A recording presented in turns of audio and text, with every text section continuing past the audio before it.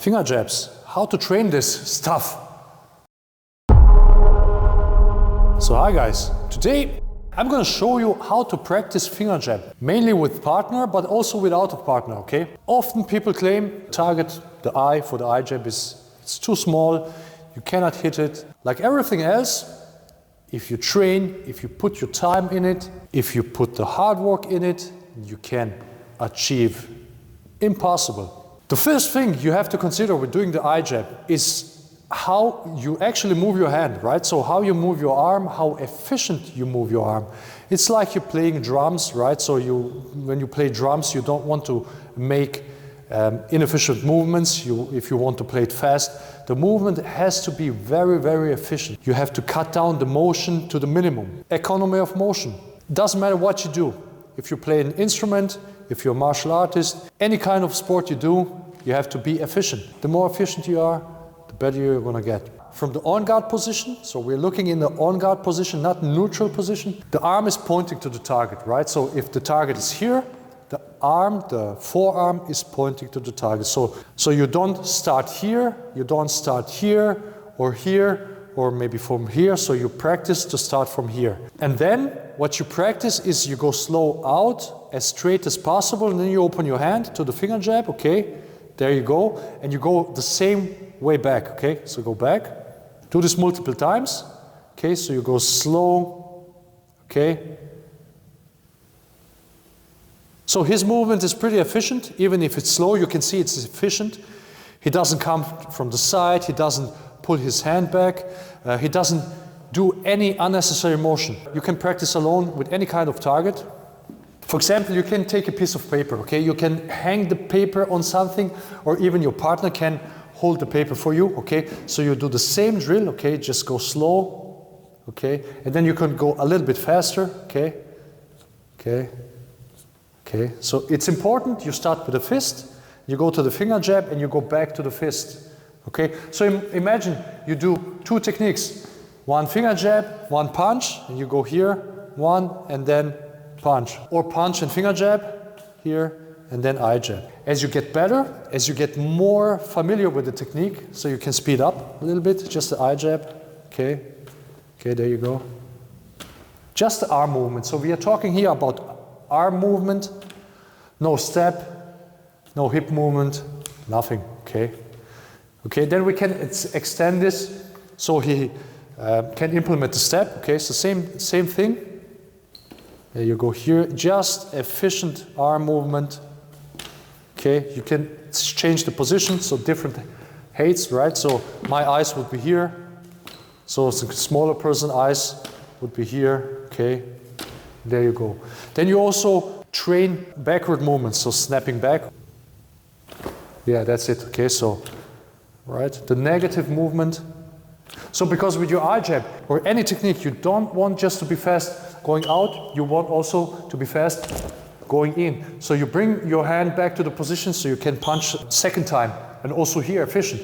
So you don't want these big movements. When you train with your training partner, you can use, for example, a small ball, soft ball. You can also use this tennis ball. And then you can practice from here, okay, right? So eye jab, and then it's his turn. Then here, it's my turn, it's his turn. Always changing the height, so it's not, the target is not always at the same level, right? You can implement footwork, okay? You can even do it from the movement, and okay, and relax and slow down and go faster. So you have your fist, you open to the finger jab and you go back to the fist.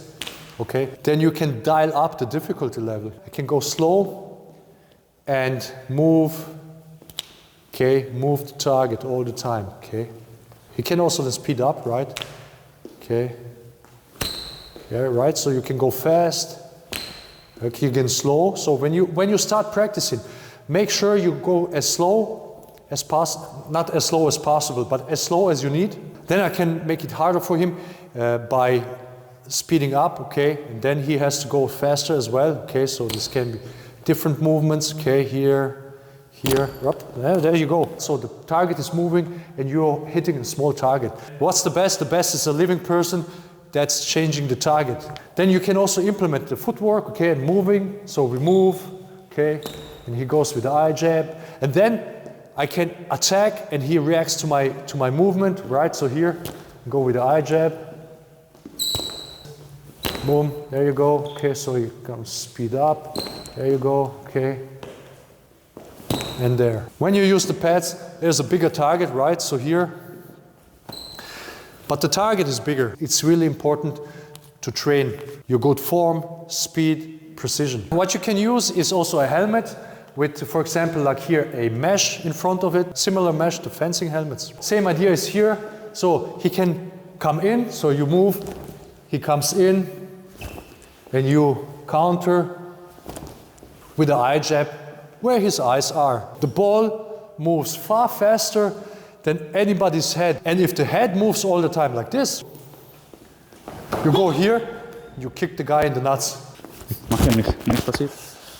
You kick the guy in the nuts, right? You wouldn't use a finger jab at this kind of head movement. You attack the target and it's better available. Don't force the finger jab. You can also use protective goggles, right? Same idea with the helmet, and same idea, he can come in and you can hear the eye jab, okay, so, okay, if you have a good eye jabs, good strong fingers, you can hit the guy pretty hard and it can be painful. You can practice this technique as a counter to everything.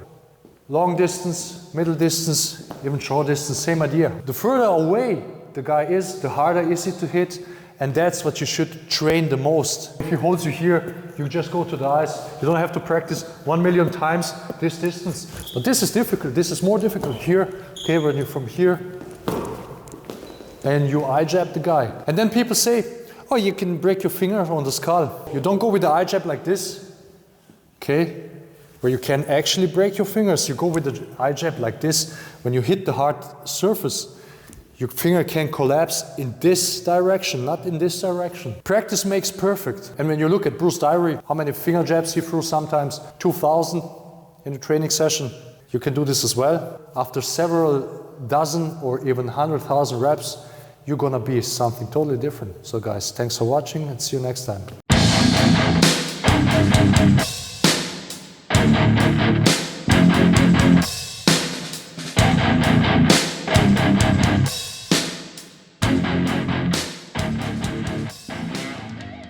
The target for the eye jab is to climb.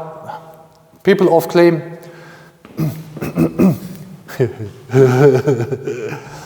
because people often claim in a